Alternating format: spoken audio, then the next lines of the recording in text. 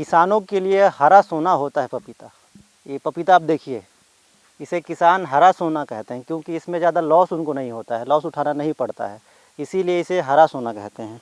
और बंसी राठी जी हमारे साथ मौजूद है, उनसे बातचीत करेंगे कि कितने एकड़ में पपीता की खेती की गई है और कब कब इसकी खेती की जाती है और हरा सोना क्यों कहते हैं और इसको सोना क्यों माना जाता है किसानों के लिए। बहुत बहुत स्वागत है आपका मेरी जी।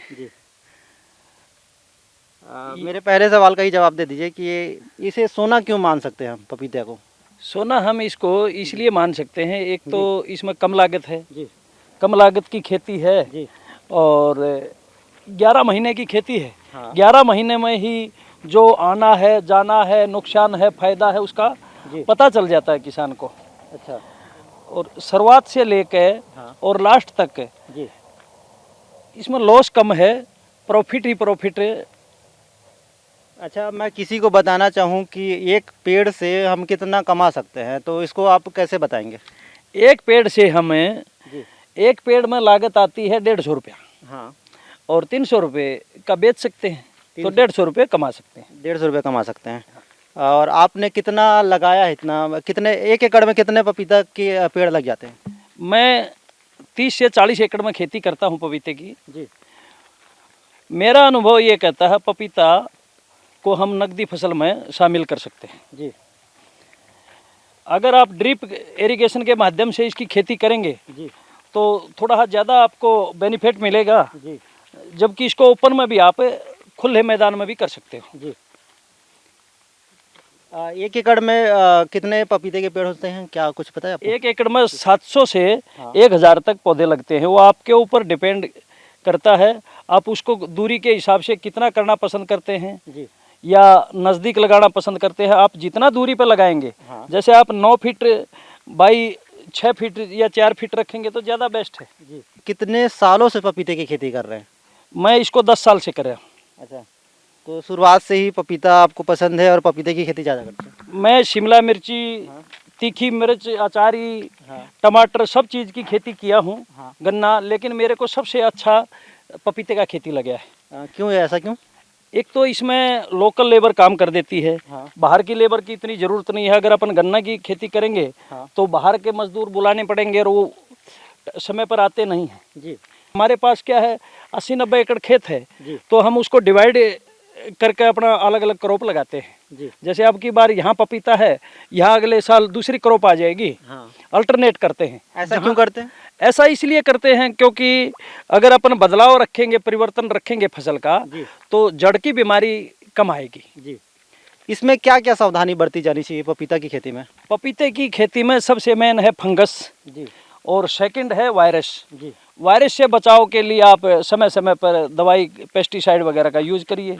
अच्छा, तो क्या क्या इसमें दवाइयों की ज़रूरत पड़ती है, बाज़ार में आसानी से मिल जाते हैं। बाजार में आसानी से, जी, अगर शासन प्रशासन का थोड़ा सहयोग ज़्यादा मिले, उसको जी, सब्सिडी के रूप में, भले ही जैसे शुरुआत में अगर पूरा ऑर्गेनिक पर जाता है किसान, हाँ, तो फसल का उत्पादन यील्ड नहीं निकलता है। हाँ, अगर हम इसको 300 क्विंटल 400 क्विंटल फसल निकल रही है हमारी, हाँ, वो 100 और 50 क्विंटल पर रह जाएगी। हाँ, तो शुरुआत 2 साल के लिए शासन की तरफ से अगर सहयोग मिलता है थोड़ा और ज़्यादा, सब्सिडी के माध्यम से, कोई अलग कोई योजना के माध्यम से, जी, तो किसान ऑर्गेनिक पे आएगा तो और अच्छा है। ऑर्गेनिक रहेगी, जैसे अपन गोबर खाद में ज़्यादा से ज़्यादा या वर्मी कंपोस्ट खाद ज़्यादा यूज करेंगे तो बीमारी कम लगेगी। जो दूसरे किसान हैं अगर वो खेती करना चाहे हाँ। तो वो कैसे इसकी शुरुआत कर सकते हैं।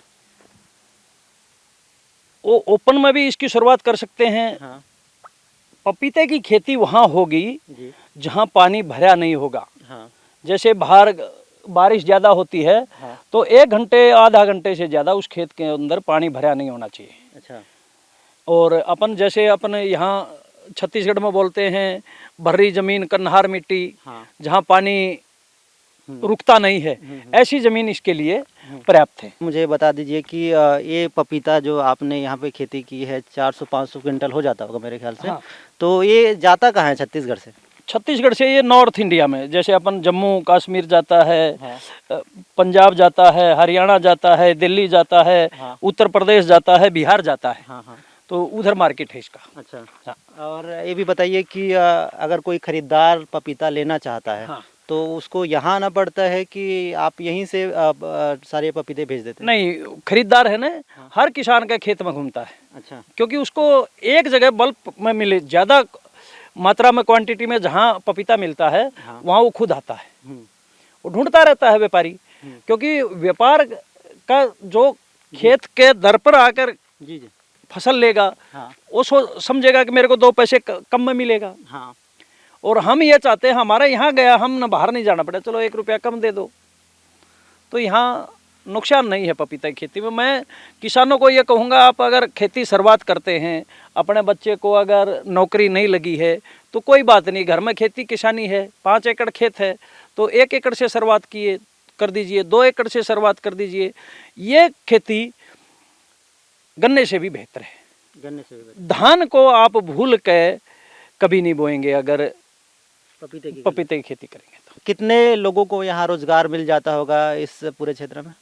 मेरे पास 365 दिन 80 से 85 मजदूरों की डेली जरूरत? डेली काम करते हैं। अच्छा। हाँ, मैं 365 दिन 85 मजदूर को काम दे के रखता हूँ। अच्छा। हाँ, बारिश आए हाँ। या नहीं आए, अगर बारिश आएगी, जो इंसान खेत के गेट के अंदर एक बार घुस गया, उसका रोजी कंप्लीट है। ओके। हाँ।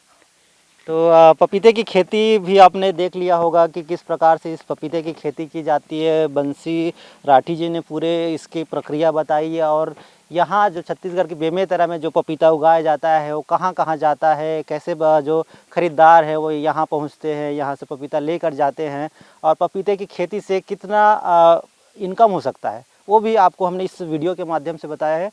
एबीपी न्यूज़ देखते रहिए। बेमेतरा से रवि मिली।